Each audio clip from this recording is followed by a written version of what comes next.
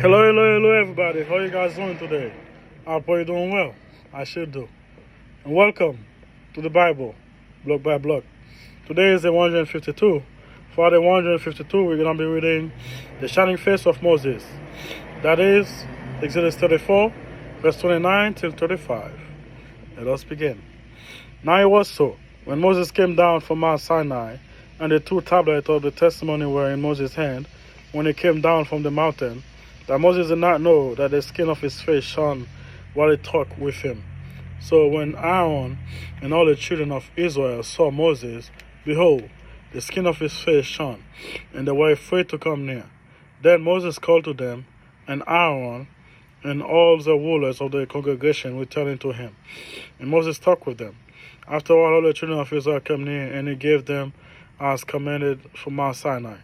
And when Moses had finished speaking with them, he put a veil on his face. But whenever Moses went in before the Lord to speak with him, he would take the veil off until he came out.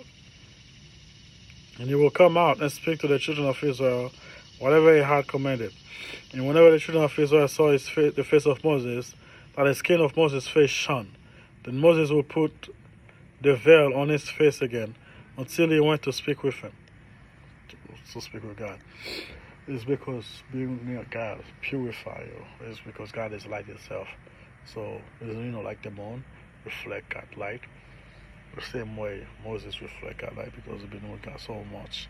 That's why Jesus said we are the light of this world.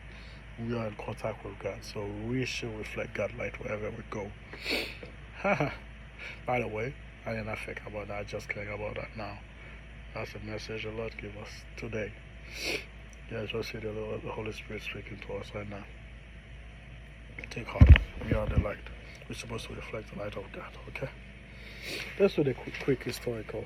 I haven't read any historical information so long. Forbidden religion object.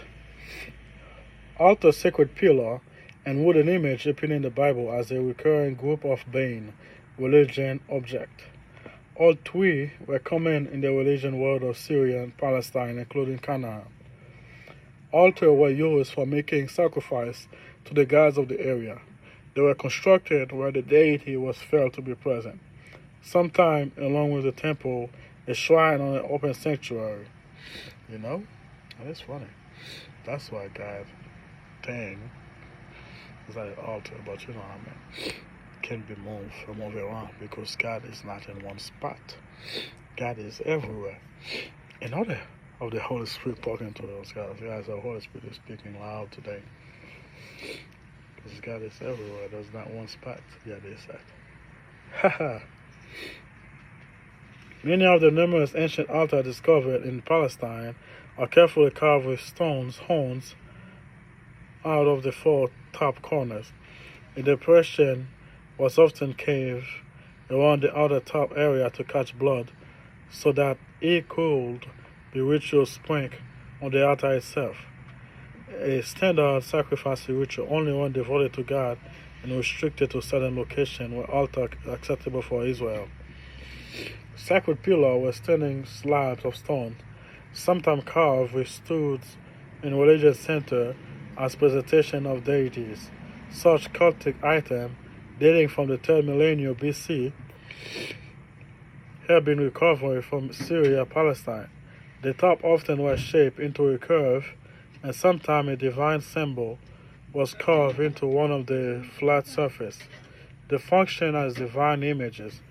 Thus, to allow sacred pillar to remain standing would have breached the commandment not to worship other gods. The Hebrew Asherim translate as wooden image were representation of the goddesses Asherah because of the permanence of wood and the lack of Old Testament descriptions. The form of Asherim is uncertain. Some suggest this item was sacred trees or representation of sacred trees. Others support they were wooden objects made by human, possible pole or image. Since the Asherim stood for the goddess Asherah, it is understandable that the Judaite and Israelite were told to cut down splinters and burn them. The meaning warning against this forbidden object suggests that appeal that Canaanite culture had for Judah and Israel in incorporating indigenous religion into the worship of God possess a constant danger. That's what a lot of people think. Celebrating Christmas with a tree and all that stuff is the sin, when actually it's talking about carving image. That's why I like crosses, but I don't like crosses with an image of a person in it, because you carve something in it.